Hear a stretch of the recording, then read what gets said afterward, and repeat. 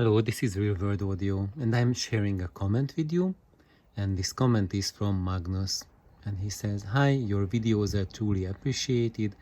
I have over the years found out that what I value most in an amp that I simply love is a really good mid-range for alive and warm voices and really good soundstage. With those preferences, what is your experience regarding tube versus solid state rectifier in a tube amp? The amps I have loved the most so far have had tube rectification, but I do not know if the rectifier has been a crucial part of their performance or not. Cheers, Magnus, Sweden." Thank you, Magnus, for your question and comments. And as you see, there's many of us who really appreciate mid-range and live voices, contrary to what the reviews and just I would say the media suggest that there has been a tendency in the past couple of decades to glorify clinical sound and a presentation where the emphasis is on the frequency extremes and with a total disregard for mid-range. But that's not true if you really have some sort of connection to music. It's much more likely that you are in it because of the mid-range and because the music sounds alive. uh, we really want to listen to live people versus dead people. So that's just my little opinion on that.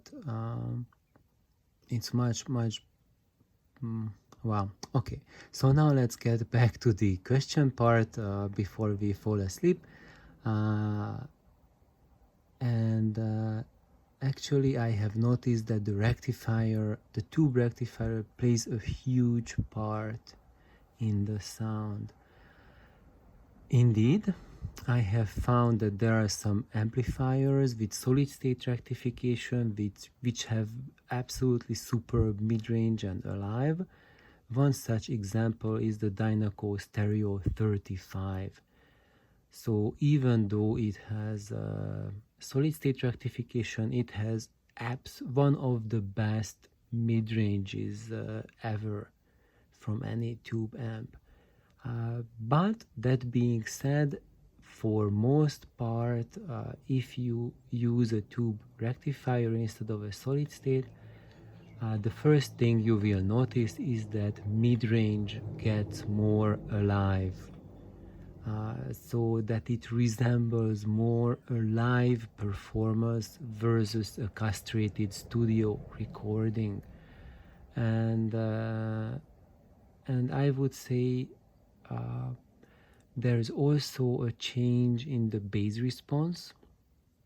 So with solid state rectifiers, you have an emphasis on the mid bass and deep bass, and also a thinning of mid-range and much harsher, unrefined top end.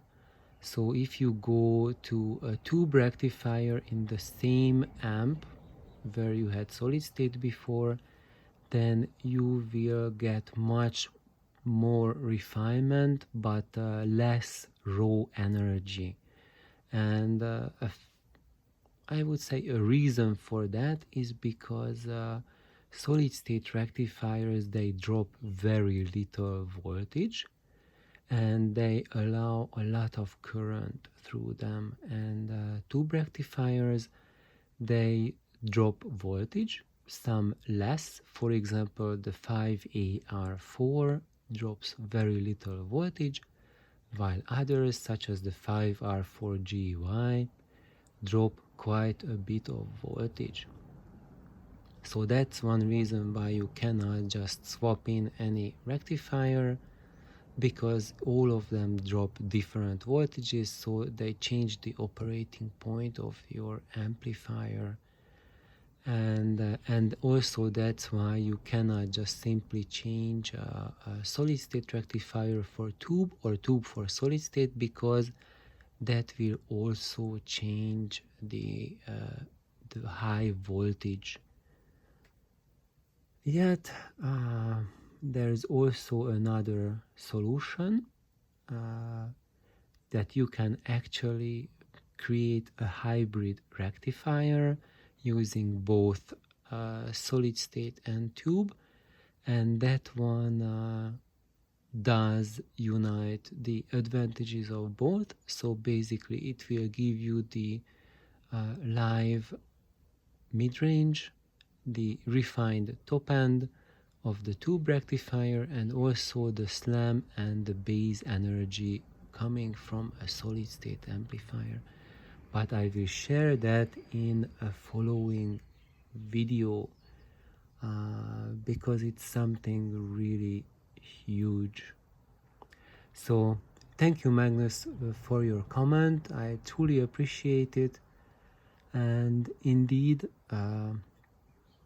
tube rectifiers really add a lot of dimensionality to the sound.